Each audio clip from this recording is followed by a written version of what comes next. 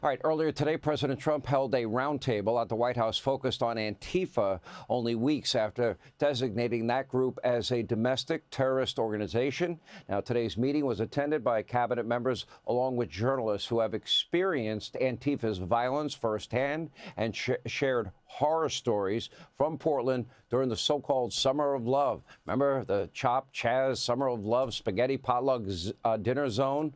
You know, all the way to present day. And Monday, Stephen Miller, he went on fake news CNN. Not many people watch there, but a lot of people will watch here. And when the host tried to defend the Portland protesters, Stephen did what he did best, and he shut them down real fast. Take a look.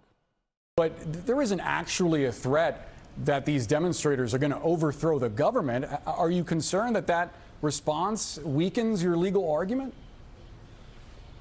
No, they are actually, as we speak, trying to overthrow the core law enforcement function of the federal government. Boris, this is, I think, where we're talking past each other.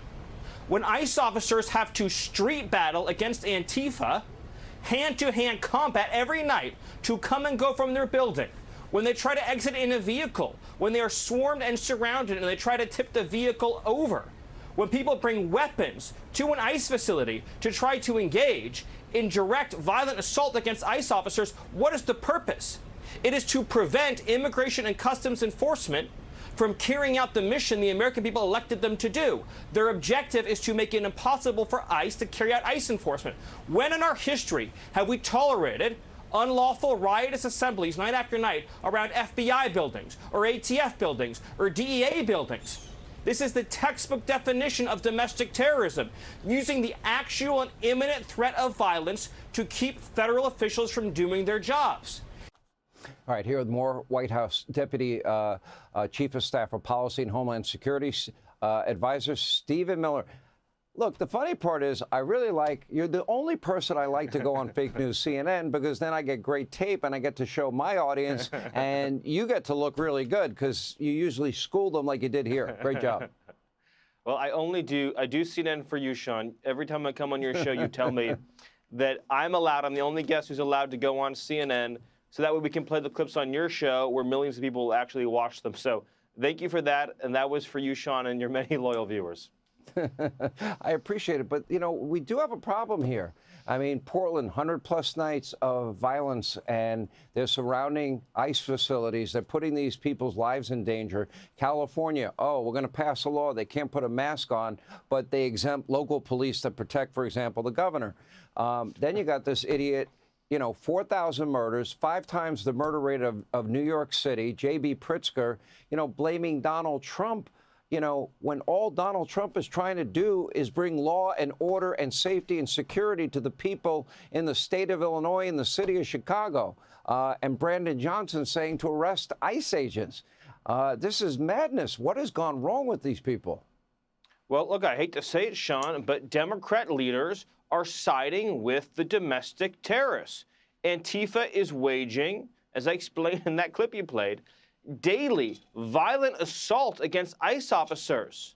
They are attempting to physically prevent ICE officers from doing their jobs, using every means imaginable, including, of course, as we saw just a few weeks ago, attempted murder. And then we saw a few days ago another attempted murder through a vehicle ramming attack. It is unceasing. Day after day, night after night, Antifa terrorists, as was explained to the event in the White House today, are trying to kill ICE officers, attack ICE officers, threaten their families, dox them, and do everything in their power to try to prevent Immigration and Customs Enforcement from getting violent criminal aliens out of this country. Now, look at what happened by contrast in Washington, D.C.